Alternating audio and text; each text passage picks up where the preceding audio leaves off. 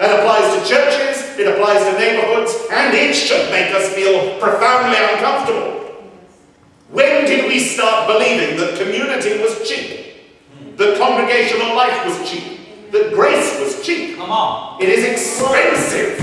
It has cost human lives. It will continue to cost us more than a little discomfort. Yes. Yeah. We all have the same set of options as every other church in the country. We can do the same old, same old. That's always available to us. And it will be successful. People like it. They really like it. But anything that is other than the same old, anything that is other, and I have to say this, and of course, I am what they talk about. I'm a Northwestern European white male.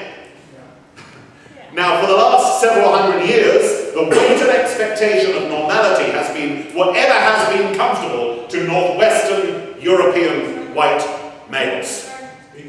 And even though I am not a heterosexual Northwestern European white male, I still benefit from that in so many different ways. In so many different ways. That the expectation that I have of normality happens to be the expectation that most of the rest of the world has. Which is extraordinary when you really think about it. Why should it be that the natives of a few countries in Northwestern Europe have made their culture, their taste, their expectations, and the biggest one of those expectations is that they will continue to rule, they will continue to control things, to govern things, the universal gold standard by which everybody else adheres. Expectations of beauty from Northwestern Europe. Universally applied across the world.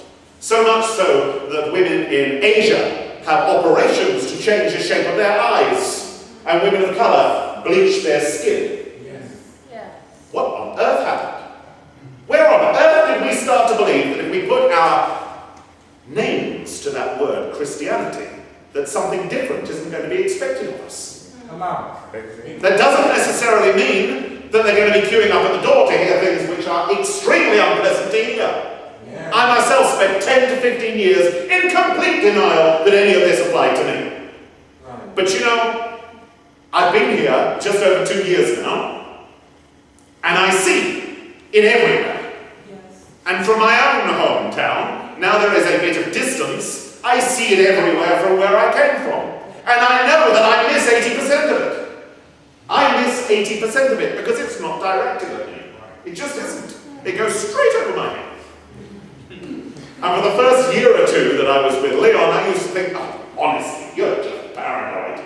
You're just paranoid. It's like when my sister used to complain bitterly that her boss was sexist. I said, oh, you're just paranoid. But you know, I haven't got that excuse anymore. I'm pushing 40. My eyes have been open for nearly 40 years, for the love of God. My eyes have been open for nearly 40 years. My excuses have gone away.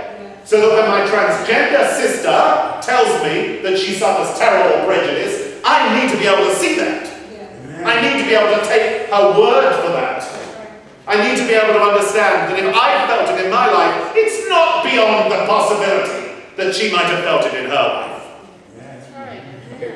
We need to understand that this huge juggernaut, this great mass that is human fallenness, that is our hatred and our prejudice, everything that keeps us from community, everything that keeps us from that treasure which is the life in one another, is going to take more than just a couple of years to start moving in a different direction. It is going to take more than listening to sermons for it to change. It is going to have to take a process of grueling self-examination. Because part of our redemption is done by ourselves. A big part of our redemption is coming from the place where we just defend and defend and defend and defend all the time. We defend our privilege. We defend where we've come from. We defend what we've always believed. We defend what we've always thought. No.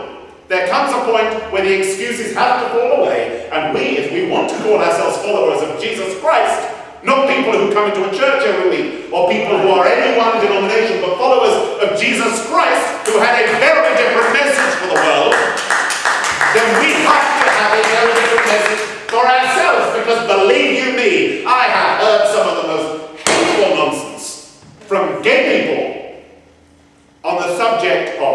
sexuality, on the subject of race and gender, mind-boggling things. And I think, what on earth makes you think that I am going to be okay even listening to that sort of nonsense? What makes you think that just because of the colour of my skin, I am going to have any truck with your hateful bilge? When I was in the Church of England, because I still am actually, a white clergyman, versus, there you see, you knock around with them too long, it's catching. So, no, I still am as I always was. But we used to go into people's houses, and it was a poor, white, working class neighbourhood in north west London called Burnt Oak. And simply because of my appearance and because I represented something of the establishment, people assumed, my goodness, they could tell me anything.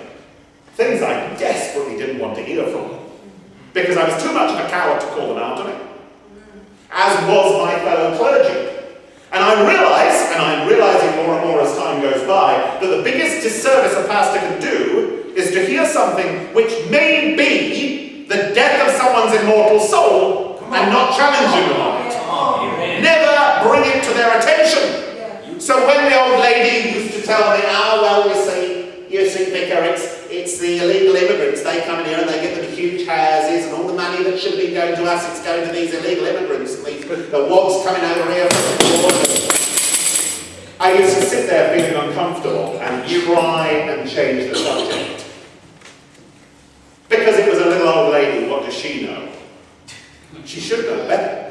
Okay. She should know better. Otherwise, 80 years is just 80 wasted years. If you're still going to trot out the same nonsense to make yourself feel better in the situation that you're in when you're 80 years old as you do when you are 8 years old, God help us all.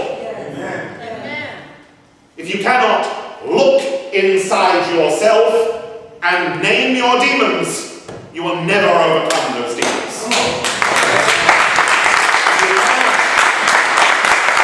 At least be able to look them in the eye and call them by name and accept that each and every one of us, no matter what different minority we come from, and sometimes several, numerous minorities, none of those minorities give us a get-out clause for truthful self-examination. None of us give them a card which we put in our wallets that says, I am impossible to be racist. It is impossible for me to be homophobic. But so many people think that just because they are part of an oppressed minority, they have a colour that goes in their wallet that gets them out the hook.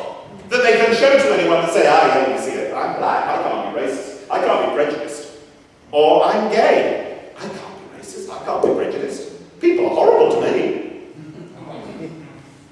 Well, then there's a heavy burden on you, isn't there? The heavy burden is, you know better, you better do better. That's right. You know better, you had better do better.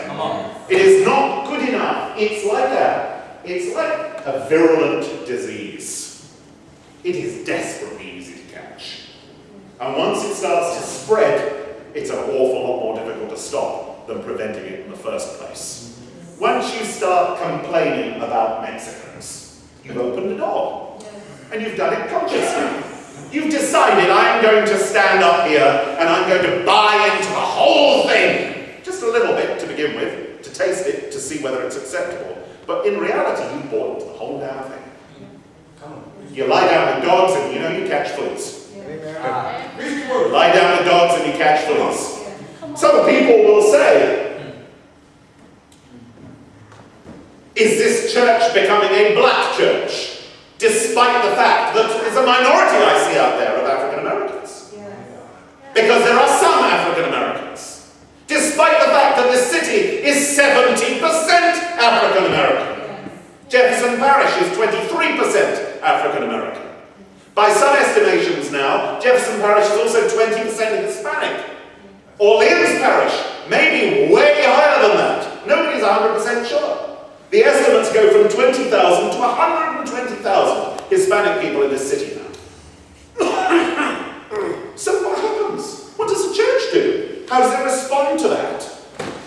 We are a parish church for everyone in this city who has been told no by any other church.